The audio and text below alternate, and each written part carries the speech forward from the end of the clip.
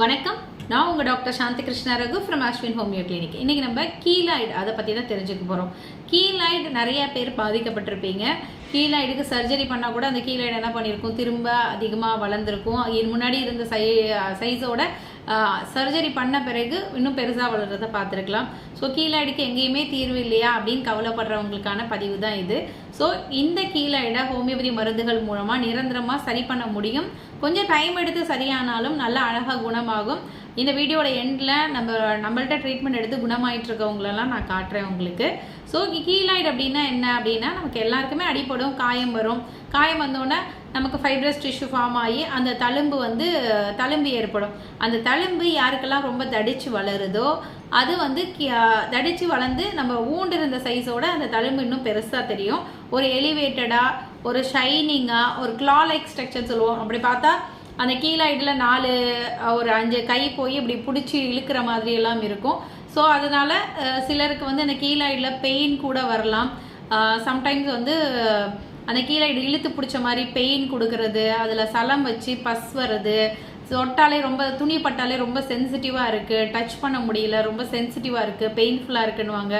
First discharge நிறைய பேருக்கு infect ஆகி ஆண்களுக்கெல்லாம் செஸ்ட்டில் அந்த ஹேர் ஃபாலிக்கல்ஸ் இருக்குல்ல, அது வழியாக வேர்வையில் அழுக்கு எல்லாம் உள்ளர போயிட்டு, ஸோ அது பார்த்தா அந்த கீலாய்டு இன்ஃபெக்ட் ஆகி பஸ் ஃபார்ம் ஆகி ரொம்ப வலியோட கஷ்டப்படுவாங்க. ஸோ வலி மட்டும் இல்லாமல் ஒரு துணி கூட, ட்ரெஸ்ஸுக்கு சட்டை கூட போட முடியல டாக்டர், சட்டை போட்டால் கூட அந்த கீலாய்டு ரொம்ப பெயின்ஃபுல்லாக இருக்குது அப்படின்னு சொல்லுவாங்க. ஸோ இது என்ன காரணத்தினால வருதுன்னா, நம்மளோட ஜெனட்டிக் மாற்றத்தினால வருது. AHNAK அப்படின்ற ஜீன் தான் இதில் ரொம்ப மேஜர் ரோல் ப்ளே பண்ணுது. ஸோ இந்த மியூட்டேஷன்னால், ஜெனட்டிக் மியூட்டேஷனால் வருது. இது பார்த்தோம்னா அதிகமாக அந்த ஆக்னி ஸ்கார் இருக்குது, பிம்பிள்ஸ் வந்திருக்கு, அந்த ஸ்கார் இருக்குன்னா அது சிலருக்கு அந்த ஸ்கார் தடிச்சு வளர்ந்து முகத்திலேயே அந்த கீலாய்டை உண்டு பண்ணும். சிலருக்கு எரிஞ்ச தீ காயங்கள் கீலாய்டாக மாறும். ஏதாவது நெருப்பு பட்டிருக்கு, இல்லை பால் தண்ணி ஏதாவது கொட்டிருச்சு, தீக்காயம் ஏற்பட்டிருக்குன்னா அந்த தீக்காயம் பின்னாடி அப்படியே தடிச்சு தடிமனாக அந்த ஸ்கார் வளர்ந்து அது கீலாய்டு மாதிரி இருக்கும். சிக்கன் பாக்ஸ் போனால் கூட அது கூட கீலாய்டாக மாறும். காது குத்தி ஓட்ட போட்டிருப்பாங்க, அந்த இடத்துல கீலாய்டு வளர ஆரம்பிக்கும். சின்னதாக ஸ்க்ராச்சஸ் பண்ண இடத்துக்கு கூட சொரிஞ்சு விட்டா கூட அந்த இடமெல்லாம் சிலருக்கு கீலாய்டாக வரும். சிலருக்கு பார்த்தோன்னா சர்ஜரி பண்ணியிருப்பாங்க, ஸோ அந்த சர்ஜரி பண்ண தழும்புலேருந்து கீலாய்டு வரும். சிலருக்கு வேக்சினேஷன் கையில் போட்டிருப்பாங்க, அந்த இடத்துலேருந்து கீலாய்டு வரும். கீலாய்டு பார்த்தோன்னா மென்ஸ் உமன்ஸ் 2 பேருக்குமே ஈக்குவலாக தான் கீலாய்டு வரும். ஆனால் டார்க் ஸ்கின் காம்ப்ளெக்ஷன், ரொம்ப கருப்பாக இருக்கவங்களுக்கு கீலாய்டு அதிகமாக வரதை பார்க்க முடியும்.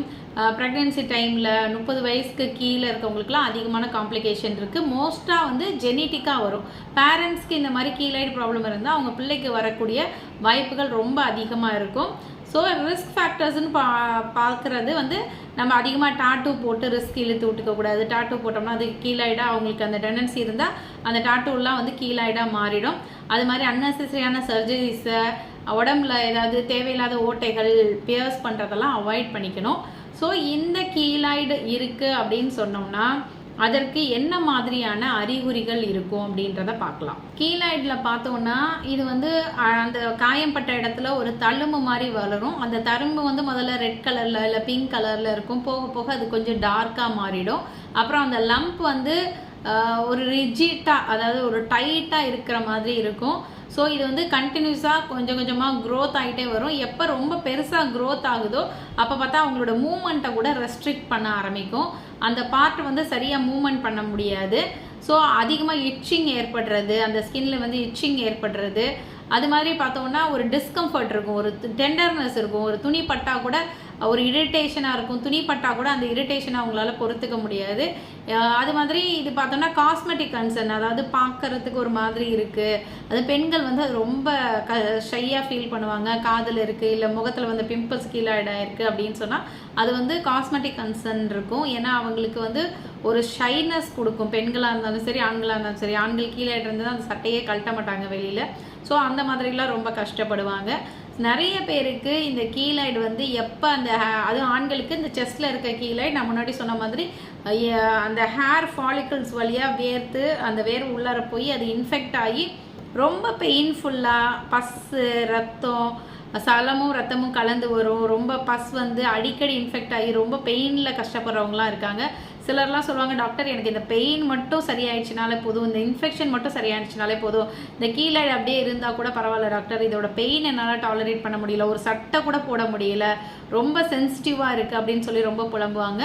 அந்த மாதிரி இதெல்லாம் ஹோமியோபதியில் இன்ஃபெக்ஷன்ஸ் எல்லாம் நம்ம இமீடியட்டாக சரி பண்ணிட முடியும். அந்த இன்ஃபெக்ஷன் சரியாகி அந்த பஸ் வெளியில் வந்த பிறகே பார்த்தா அவங்களோட கீழே நல்ல சப்பி அமுங்கி இருக்கிறத நம்மளால் பார்க்க முடியும். ஸோ அது மாதிரி நிறைய பேருக்கு கீழோட இட்சிங் இன்ஃப்ளமேஷன்ஸை முதல்ல ஒரு 3 மாதத்தில் ரொம்ப சிவியராக இருக்கவங்களுக்கு குறைச்சிட்டு நம்ம தொடர்ந்து கீழாய்டுக்கு மருந்து கொடுக்க அதோட சைஸ் வந்து டே பை டே ரெடியூஸ் ஆகிட்டே வரும். இதை வந்து கீழாய்டை ரொம்ப விரைந்தெல்லாம் குணப்படுத்த முடியாது. கீழாய்டு வந்து மினிமம் நம்ம ஒன் இயர்னாச்சும் ட்ரீட்மெண்ட் எடுக்க வேண்டியிருக்கும். 1 இயரில் நல்லா கீழாய்டு அமுங்கி சிலருக்கு ஒரு 6 மாதத்துலேயே கூட நம்மளோட பேஷண்ட்ஸ் எல்லாம் மறைஞ்சிருக்குது. நம்ம அதுக்கும் வீடியோ போட்டிருக்கோம். இந்த வீடியோட எண்ட்லையுமே நான் நம்மள்கிட்ட குணமாயிட்டு இருக்க பேஷண்ட்ஸோட சில சாம்பிள் ஃபோட்டோஸ் உங்கள் கூட ஷேர் பண்ணுறேன். ஸோ அதில் பார்த்தீங்கன்னா நமக்கு தெரியும் கீழாய்டு வந்து ஹோமியோபதியில் எவ்வளோ அழகாக ரெஸ்பான்ஸ் பண்ணுது அப்படின்றது. நம்ம சிம்பிளான ஹோமியோபதி மருந்துகள் மூலமாகவே கீழாய்டை நிரந்தரமாக சரி பண்ண முடியும். கொஞ்சம் பொறுமையாக நம்ம டைம் எடுத்து சரியானாலும் அந்த கீழாய்டு திரும்ப வளராமல் நிரந்தரமாக சரியாகும். ஸோ நீங்கள் சைடு எஃபெக்ட் இல்லாத ஹோமியோபதி மருந்துகள் மூலமாக பலனடையணும்னு கேட்டுக்கிறேன். ஸோ நம்ம பேஷண்ட் பேசின எக்ஸ்பீரியன்ஸ், அவங்களோட ஷேர் பண்ண விஷயங்களையும் அவங்களோட க்யூரான எக்ஸ்பீரியன்ஸையும் நம்ம வீடியோட எண்டில் பார்ப்போம். நன்றி.